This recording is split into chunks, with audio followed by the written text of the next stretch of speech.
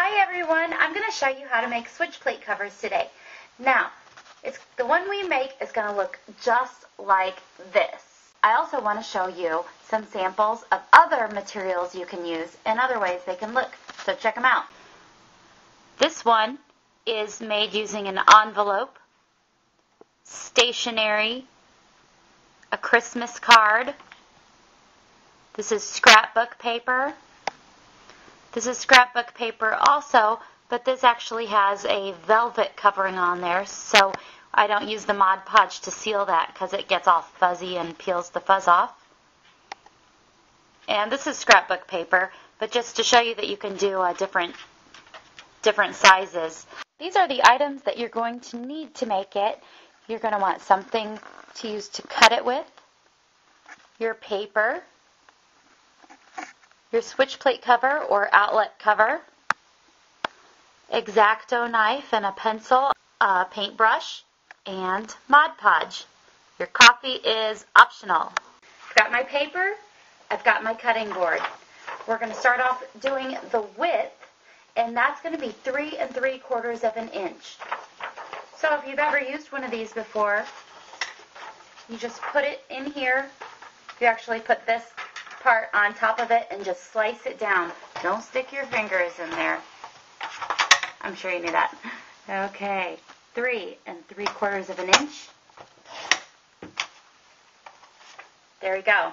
Now the length of it, we want it to be, well, I always do 5 1/2 inches. So here we go with 5 1/2 inches.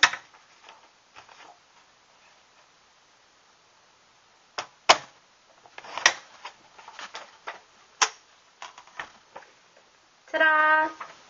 That's so fun. It has a treble clef right in the center. I didn't even plan that one. Okay, next step. I'm going to lay this down so the front of it is on the table. Then I'm going to take this right here, put it so the part that will be against the wall is sitting on here. I'm going to put it in the center. And trace it. I will just want to, when I use this Mod Podge, I'm just going to use a very, very thin layer. See how I barely have anything on there? It's just a very thin layer. Now I'm going to take this plate and stick it right down there in the center. And since it is a thin layer, it's going to be secure almost immediately.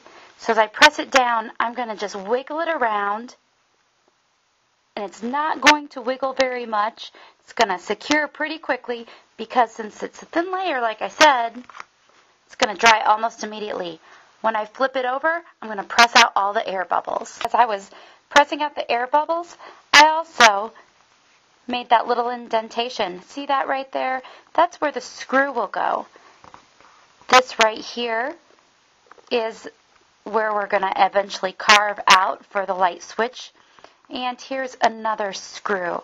So we'll just kind of poke that, and that'll be easier for us to find it when it gets time to cut it. So you can tell this is already secure. I can just dangle it and it's on there. Okay. We're just going to take a little bit more glue again and run it down the length of this. Just very thin layer.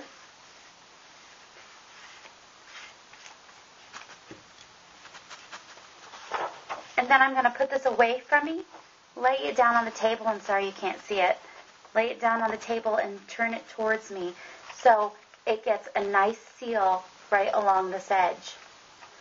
Then I'm pushing it down with my thumbs, and it's nice and secure on that side. I'll go ahead and do the same on this side. And if I were using thicker paper, I'd want to use binder clips to hold it down, especially in the corners. Because there in the corners is, it wants to pull up. So with these binder clippers, it gives it acts like as extra thumbs and everything while you're working on other stuff. We've got both sides done. So now it's time to do these two parts right here. Now, it's kind of hard sometimes to make sure that you don't get like a big line that shows there. So we're going to try to use this method. Fold it like you're folding the ends of a Christmas present. Kind of push those out so there's some room there to tuck it in. We're going to fold this down like a Christmas present. And these are going to kind of just stick straight out. Do it with the other side. Push it in.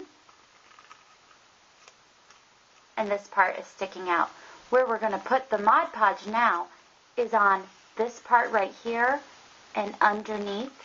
So when we fold it down, it's going to secure to this. Once again, you just want to keep doing that thin layer. I'm going to lay it down just like I did before. And all that does is just, instead of using your fingers to do a little bit at a time, you're getting it all at once, and it's going to be nice and even, almost like folding it with a ruler or something. Okay, so we're almost done. We've got it totally secure, and all we need to do are poke these holes in here, carve out the switch part, and then we'll put a layer. Since this is a really thin piece of paper, we're going to put a couple layers of Mod Podge on here just to finish it. Okay, so where we put the little indentations for the screws, I'm going to use my X-Acto knife. Just do a little bump and bump. And then I'll use my pencil, push it through, kind of give it a little twist to get it all nice and flush against the switch plate. Same thing on the bottom one. There you go. Can you see that? I like to carve this from the back side of it. And when I carve it, I stay away from the actual very edges of this for the first cut. Here we go.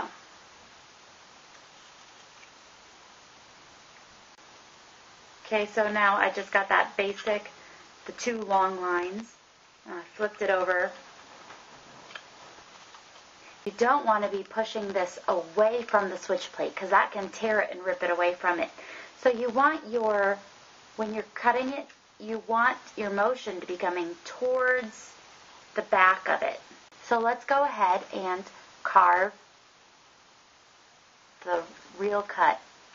Now sometimes I do it with the back of the switch plate towards me. At this point, I carve in, I drag the X-Acto knife towards me. But then other times, it just depends on which one feels better. I'll put it with the back away from me.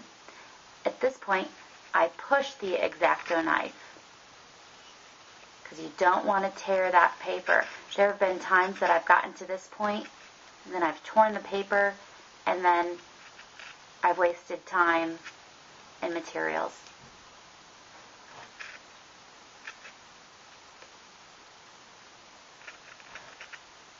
We're almost done.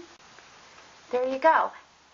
This could be our finished switch plate right here, but let's go ahead and put a cover on it because using the Mod Podge on there, if you get your grubby little fingers, it'll protect it and you're not going to get your paper all filthy for life.